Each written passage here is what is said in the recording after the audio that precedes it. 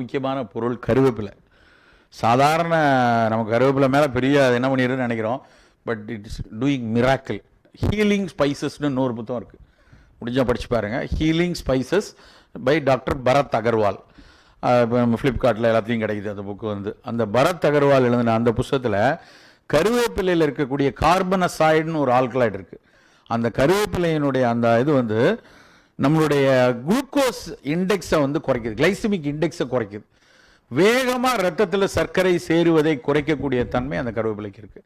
So என்ன பண்ணலாம், சோறு நம்ம வெள்ளைச்சோறு சாப்பிடணும்னு நினைக்கிறவங்க கருவேப்பிலை பொடியை அதில் தூவிட்டோம்னா வெள்ளைச்சோறு வேகமாக அப்சார்ப் ஆகிற தன்மை உடையது. 75% கிளைசிமிக் இண்டெக்ஸாக இருக்குது. ஸோ அப்போ அதனுடைய இண்டெக்ஸை குறைக்கிறதுக்கு கருவேப்பிலை பயன்படும். ஸோ தினம் கருவேப்பிலை சாப்பிடுவோம், கொஞ்சம் சைட் எஃபெக்டில் முடி நல்லா வளரும், நல்லது தானே.